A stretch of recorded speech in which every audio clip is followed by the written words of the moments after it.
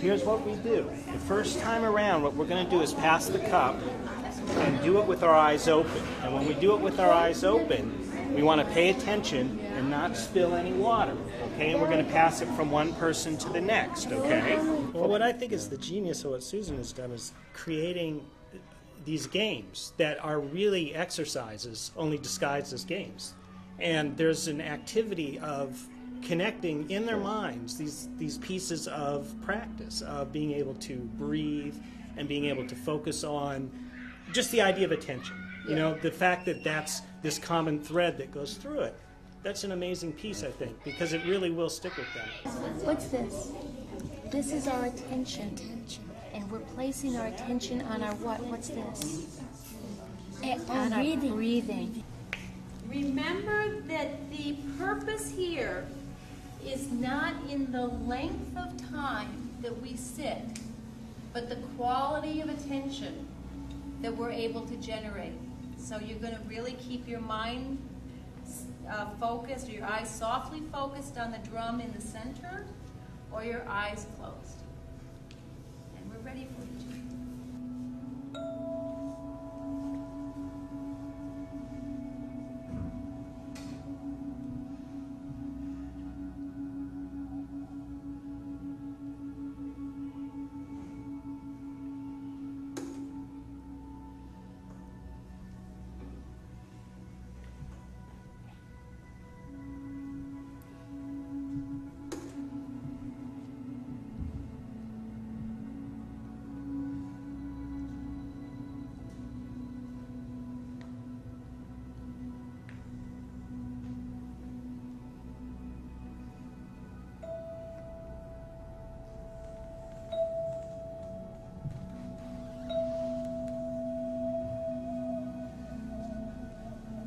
A lot of parents ask me whether the kids are meditating, and our pat answer is, it doesn't matter to us. I mean, it really makes no difference to me whatsoever whether or not these kids are meditating. What matters is that they're making the effort. Sure. And that the effort is, you know, a genuine intention to try to slow themselves down. And we don't even use the word meditation in our classes. We use mindful awareness because it's so important that it's secularized. But that is probably the number one question I get from parents. Are they meditating? And then my answer is always, I don't know. I don't know whether His Holiness the Dalai Lama is meditating, to be honest with you. And it's really not my my intention here. My intention is to teach them skills to help them settle themselves down. Now just notice when you're getting ready to put it in your hand, do you notice how you feel? Do you notice your body and mind reacting just at the thought that the ice is going to hit your hand? What do you feel? What do you notice? Do you feel already? Hey, it's nervous. You feel a little nervous, right? I feel stressed. You feel what? Stressed. Stressed. So now go ahead and put the ice in your hand. That's good. And put your cup so if when the water drips you could drip. And just really feel what it's like. And now it might hurt.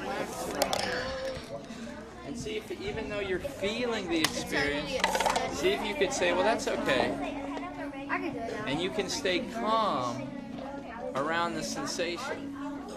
What I'm trying to stress to you is that there's two things going on. There's the actual sensation, and then there's your reaction to the sensation. One of the more profound realizations of meditation, in my experience, is simply resting in the experience of what is.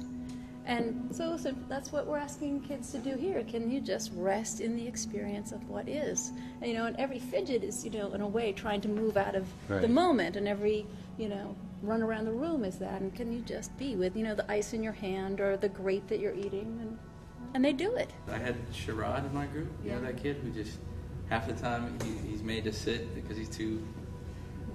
So after we did finish the ice thing, he kept, I mean, he was just fidgeting the whole time. He was like biting the cup and chewing the ice, and he's always like that, you know. I mean, literally half the time the teacher makes him sit out, and we just had this time, and I don't know, I just kind of went for it. I just said, hey, Sharad, you know what? You got a lot of that nervous energy, and he's like, and everyone's like, yeah, he can never sit still. Like the group said, yeah, he can never sit still. And I said, look, man, you know what? I really know that energy well. Like most of my life, I couldn't sit still, but try to just see if you can go into it. And at first he was kind of fighting. I said, just just notice it and just see if you can stop moving, just kind of sink into it. And I saw the moment it clicked, and all of a sudden his face like relaxed, and he sat down, and the whole group was like supporting him. From an education standpoint, with respect to mindfulness, is that the Buddhist techniques are particularly helpful of contemplative techniques in the training of attention. You know, we call it the new ABCs: attention, balance, clarity and compassion. And that C's part is really turning into a notion of teamwork, which I agree with you, Jean. I think that's something we've really put in more this semester. And the kids relate to the teamwork notion. They go for it. They'll be part of their team. It settles them down. They don't distract others. It's just really been wonderful. Well, one of the things I'm learning at the domestic violence clinic is that these kids who move a lot of the reasons they move a lot is because it's difficult to tolerate what comes up when they're still.